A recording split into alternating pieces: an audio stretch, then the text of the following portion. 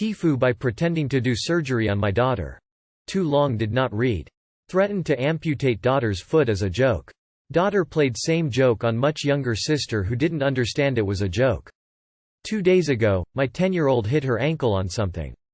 She was in that in-between phase where she wasn't sure whether to cry or brush it off.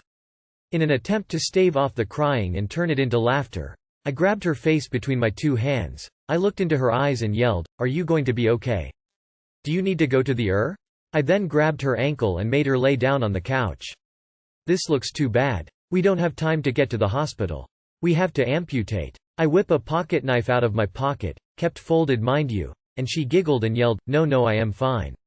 Everything seemed great until my wife pulled me aside last night and said, "We need to talk about how you play with the kids." Yesterday while I was at work, the 5-year-old stubbed her toe. The 10-year-old immediately forced her to the ground and said, "We need to amputate. Get a knife from the kitchen." The 8-year-old immediately obliged. The 5-year-old wasn't there for the initial surgical fun and had absolutely no clue what was happening. She spent the next half hour curled up on my wife's lap shaking and breathing shallowly.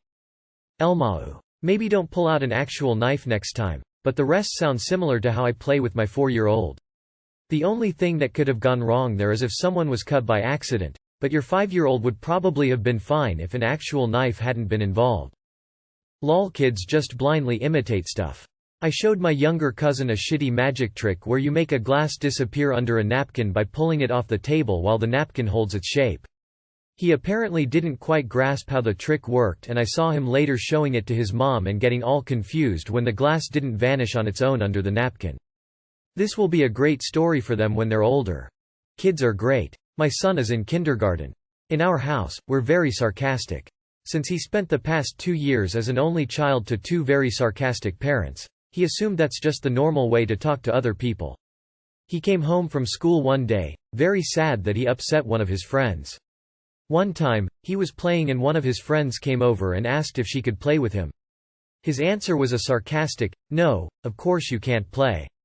This is for girls wearing blue shirts, and yours is red," and she got upset. He was like, "I don't understand. I was just joking like we always do, when you say something one way but it means something else." This is an unfortunate situation, but I wouldn't beat yourself up too bad. You never ever know what's going to affect a kid, especially when you've got more than one. Something one kid might find funny might piss off another. One might be fine with a scary movie, the other night he traumatized, etc. From the situation, it seems totally understandable that you would joke around and the 10-year-old would get it. I think this is more of a situation of telling the 10-year-old how to play with younger siblings. How could you have known that she would decide to mimic this with the littlest one? Or that she'd go as far as to try to get a knife? Overall, it's just an innocent mistake. No parent is perfect. The guy the first work for brings his kid with him to work several days a week. We do general light construction and the kids is largely a treat to have around. 5 years old, he was actually bucking 2 X4s with me yesterday. He has a Nerf gun, he passed it to me to defend myself with, and I jokingly shot an invisible alien out of the sky. My boss pulled me aside and asked to be careful what stuff I made up. Apparently he spent all weekend terrified of the invisible aliens and has not been able to stop talking or worrying about them since. Oh well, imagination is a tough concept to explain lol. This is why you have to raise your kids funny people. Humor is the ablative armor on the light tank hull of your child. I was all in until you pulled out the knife and I knew exactly where this was going. That said, parenting is a crapshoot and we're all doing the best we can in the moment. Cheers for going all out to help keep your kid from spiraling and helping her see we can sometimes laugh through troubles. Today I fucked up helping my neighbor fix her computer. This just happened 10 minutes ago and I'm in complete shock. For context, I live in a duplex next to a couple, 70 male and 35 W. The woman next door is a bit off, like she doesn't get the social cues when I want to just go inside and stop talking. So today I get a ring at my doorbell while I'm on the phone with my insurance and I ignore it so I can finish the call. My doorbell rings 3 more times while I'm on the phone, and so when I'm finally done I go to see who the dickhead is outside of my apartment, and it's my woman neighbor. She can't get her Chromebook screen to go back to normal and it's flipped. I reluctantly invite her in and wait for her to log in to her account so I can go into the settings to fix it. She rips a fart that I would have only ever expect someone John Cena size to be able to expel and proudly says, "Excuse me. This takes 30 minutes. 30 minutes. When she finally gets logged into the laptop, it takes me less than a minute to fix it, and so I'd assume she'd leave.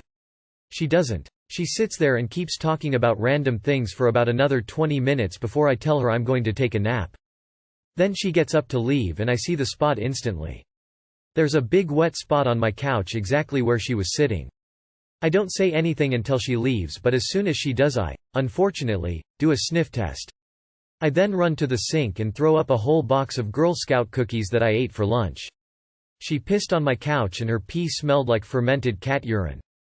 I have since applied as much cleaner as I own onto the wet spot and am now waiting for it to dry. That couch cushion will be getting flipped over and I will hopefully never have to think of this ever again. Too long did not read. Neighbor comes to get computer fixed and leaves a fun dark spot on my couch. Legit not where I thought this was going. That's nasty. She rips a fart that I would have only ever expect someone John Cena size to be able to expel and proudly says, "Excuse me. This takes 30 minutes. 30 minutes. That's one long motherfucking fart. Something to try. Sprinkle a good layer of baking soda over that spot. Leave it there for a day or two before tossing it. Your neighbor needs to seek mental health help, like yesterday. If you ever decided that you need to do a favor for this woman ever again when she knocks on your door, tell her that you are busy, but you'll be over to her place in just a few minutes. That way it's her couch and you can leave when you are done." Wait a minute. Something is wrong here, I can feel it. A couple, 70 male and 35 W. A couple, 70 Y man and a 35 Y woman. Not judging anything, but damn. He is literally double her age. Edit. That's not something you see very often. After the fart part, I expected a shart stain, not a pee-pee one. How rude. Oh no. Use vinegar to get the smell out. Nauseated face vomiting. Today I fucked up by taking a number 2 at work. Happened to me earlier today. 33 m. I decide to go for a dump today at work, after all it's Friday. As I'm sitting there letting loose, I notice a very warm sensation on my legs. Heated flooring perhaps? No, this was different. I look down and see my boxers and jeans completely soaked in piss. The little gap between the toilet seat and the porcelain was just enough for my piss to shoot right through, directly inside and over the back of my trousers. FFs. There's an hour left before home time, so now I have 2 options. 1. Go back to my chair, sit down in my own sodden pissy jeans and get back to work. And hope to God that nobody notices, smells anything. It's only an hour, right? Or 2. Try to gently take my manager aside, explain the issue, have him tell absolutely everybody after I leave and be a laughingstock. So I smoke a cig whilst making my decision, and figure the best thing to do is to just own it. I walk back in and announce loudly, "I've pissed myself and I am going home." Everyone went silent, and as nobody technically said I couldn't leave, I marched on out of there to an uncomfortable drive home. Too long did not read. My piss missed the toilet and went all over my trousers at work. Faced with a dilemma to stay or go, I chose to make a public announcement and leave. Time will tell what nicknames surface from this. You owned the situation like a true piss king. Good for you. Absolutely laughed out loud here. Kudos to owning it and dipping. This is why I always tuck myself between my balls and thigh. It keeps the hose pointed straight down into the bowl. Once was enough. Edit to add. Also congrats on owning that. Like a boss. I did the exact same thing, but I was betrayed by a shart. Fearful face as soon as it happened. I emailed my boss and told him what happened. Told him that he knew I wouldn't lie about something like that, and that I was going home. I was gone before he read it. But read it, he most certainly did. I got a standing ovation from my other 7 co-workers the next day when I walked in and discovered my boss Xeroxed the message I sent him and put copies, in 14-point New Times Roman font, all around the shop. It was actually a pretty cool place to work. You sir just figured out the surefire way to miss work and not be questioned. Anytime I ever called out sick I just say I have diarrhea. Never once has it been questioned. What about option 3, sit on the toilet for 1 hour, then sneak out? I mean, kudos for owning that, but I'd have chosen this. LMAO. Oh man, you must be pretty pissed all the way back home. Take my silver for your troubles. Hey, Good news, them steel balls you got stuffed down your pants won't start a fire due to sparking when they clank together, because of the urine. Today I fucked up by ruining an otherwise excellent date by making a shitty joke. Yesterday I fucked up and ruined someone's day trying to be a comedian. So it started with a friend of mine setting me up with the cousin of another friend of his as a half joke. We talked for 2 weeks and decided to go on a date. Yay. I'll call her Tiana for the sake of this post. So a few fun facts about Tiana. 1. Her fiancé of 8 years died a year and a half ago in a car accident, and 2. She loves dark humor. She's made jokes about her dad's death and death in general. With that you have almost all the info I had going into this date. So we met up for dinner at this restaurant and honestly it was great. Our senses of humor matched and she is a very attractive person. I had a genuinely good time. Later I invited her over to watch a movie because why not? I didn't really expect to get laid, but a man can hope, right? Well, she agreed and an hour later we were at my apartment trying to decide what kind of movie to watch. Here's where I fucked up. Me. What about horror? Nope. Last time I watched a horror movie with fiancé, we slept with the lights on for a week. I swear I could see my dad's spirit shaking his fists at me for selling his shitty coin collection every time the lights turned off. Fiancé never stopped teasing me about it. Me. Maybe he's watching you now. Shaking his fists at you for trying to date again or something. That's it, folks. That's the fuck up. A shitty half attempt at the joke that completely killed the mood. All the color drained from Tiana's face and she went quiet. I tried to start a conversation again, but it looked like I was just making her more uncomfortable, so I stopped. She apologized, said she felt unwell and left.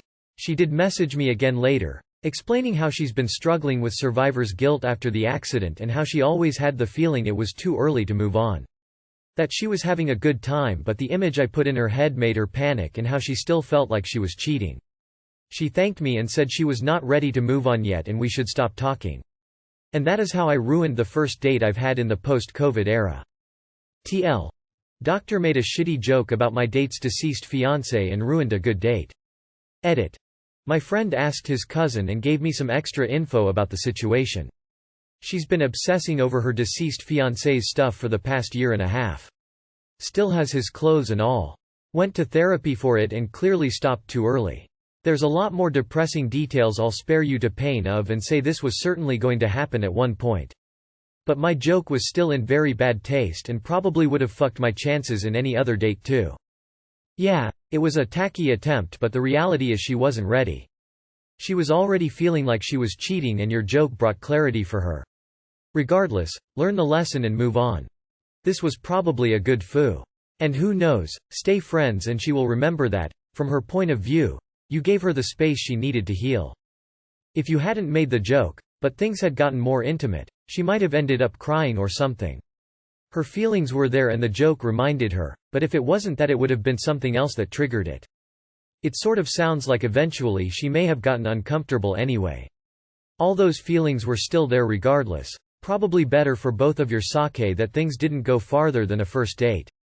She still needs time, and you sound like a nice person who deserves a date with someone emotionally available. Ah yes, the self-cock block. It all sounds pretty intense for her. Probably nothing you could have done without hitting an awkward moment. Live and learn, do better next time. Just go forward and try not to think about it.